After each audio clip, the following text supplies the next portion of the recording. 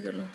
हाँ जी, good morning students. Now we start with theorem third. The group of each non zero element of an integral domain regarding as the elements as the member of additive group बिल्कुल same is same. आपको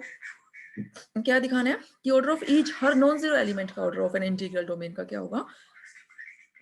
same होगा। तो ले लिया, let R be integral domain and a be non zero element of R, let's n be the order of a as an element of a group R, क्योंकि हमने member consider करना है वो additive group के लिए करना है,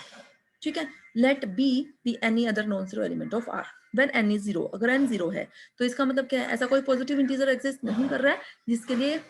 से वो पॉजिटिव इंटीजर के है जिसके लिए के इंटू ए क्या हो जाए, आपका जीरो हो जाए। अगर पॉसिबल है, मान लिया ऑर्डर ऑफ बी आपका क्या है, एम है,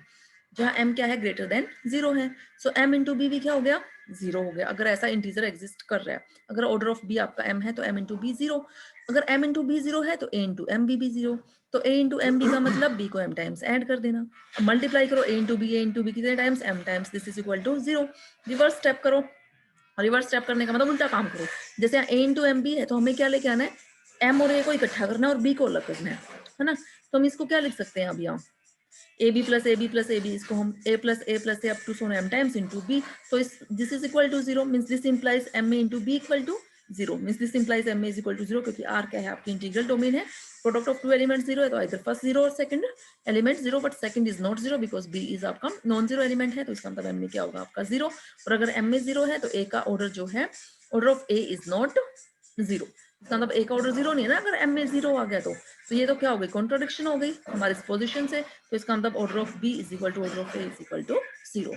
then n is greater than zero, अगर एन ग्रेटर देन जीरो है तो उस केस में देखो क्या है, तो एन इंटू ए जीरो, क्योंकि एन क्या है, आपका ऑर्डर ऑफ ए है। अगर एन ए जीरो है तो एन ए इंटू बी भी क्या होगा, जीरो, फिर वही काम करना है आपने, एन ए को लिख दो n times into B equal to zero. इसको आप लिख सकते हो a b into a, sorry a B plus A b up to so on n times, this is equal to zero. A common निकाला, b को एन टाइम्स ऐड किया, equal to zero, a into n B zero, तो यहाँ से फिर result लगाओ, are integral domain है तो एन बी जीरो, अगर एन बी जीरो है तो यहाँ से आप क्या कह सकते हो, order of B is less than equal to N, अगर less than equal to N है से उसको हमने क्या एज्यूम कर लिया, एम एज्यूम कर लिया, M where M is less than N, तो यहाँ से एम बी क्या हो गया आपके पास, zero. Now this implies A into M B भी जीरो, फिर वही बिल्कुल सेम स्टेप्स पे काम करना है, तो यहाँ से हमारे पास क्या आ गया, m is equal to zero, means order of a is less than equal to m, this implies n is less than equal to m which is not possible because order, so possible नहीं है यहाँ से, क्योंकि order of ए आपका क्या चल रहा था, ऊपर से आपका ग्रेटर देन चल रहा था ना आपका, तो इसका मतलब पॉसिबल नहीं है, तो ऑर्डर ऑफ बी और ऑर्डर ऑफ ए के आगे सेम आ गए, इक्वल टू एन आ गई। नेक्स्ट है prove that characteristic of an integral domain is either zero और अ प्राइम नंबर।